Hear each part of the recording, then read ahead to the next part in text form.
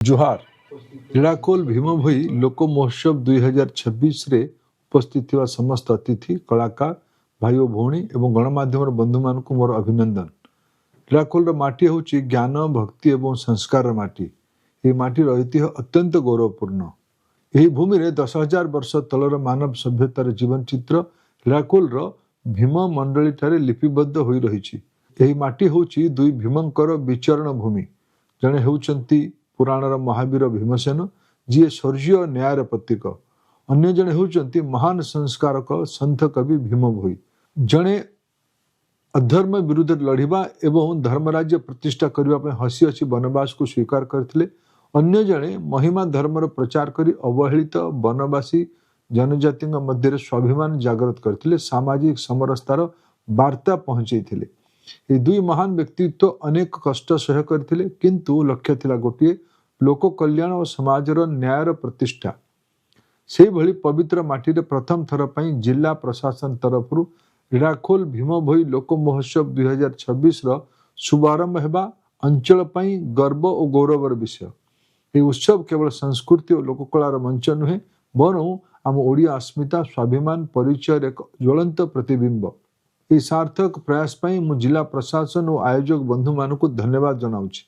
ये उद्यम भीम मंडली गौरवमय इतिहास एवं संत कवि भीम भोईंकर से महान मानववादी विचारधारा को सारा विश्व दरबार रे उजागर करिवो। हीराखोल आध्यात्मिक परिचय को सुदृढ़ करने सह एठाकार पर्यटन को एक नूतन दिशा देवारे सहायक हेबो बोली मोर पूरा विश्वास।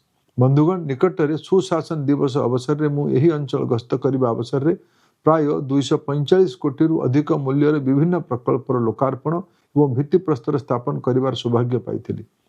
आपण माने जानि खुशी हेबे ई अंचल सब डिविजनल हॉस्पिटल नूतन भवन खूब शीघ्र निर्माण हेबा पई जाउछि। नुआ ट्रॉमा केयर सेंटर मध्ये प्रतिष्ठा हेबाकु जाउछि। एहा द्वारा आपण माने 24 घंटिया जरूरीकालीन स्वास्थ्य सेवा पाई परिबे।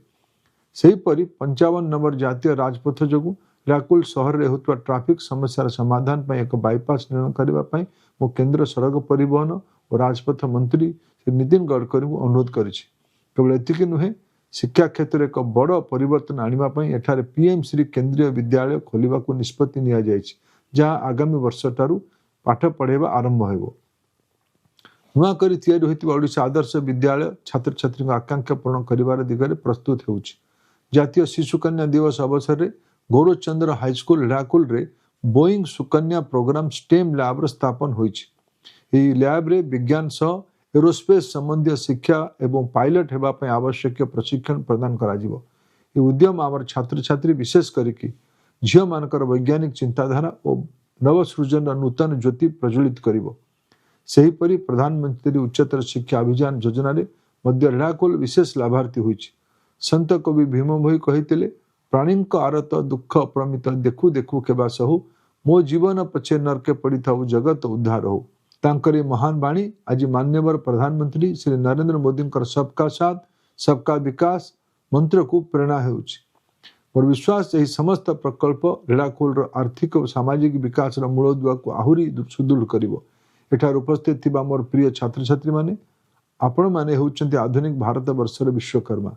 आम राज्य ओडिशा एवं आम देश भारत भविष्यतर निर्माण दायित्व आपण मानक हस्तर न्यस्त अछि। गोटे जाति को प्रगति पथर नेबाकु हेले आमको आमर महापुरुषों त्याग और गौरवमय इतिहास को सर्वदा स्मरण करने को पड़िबो।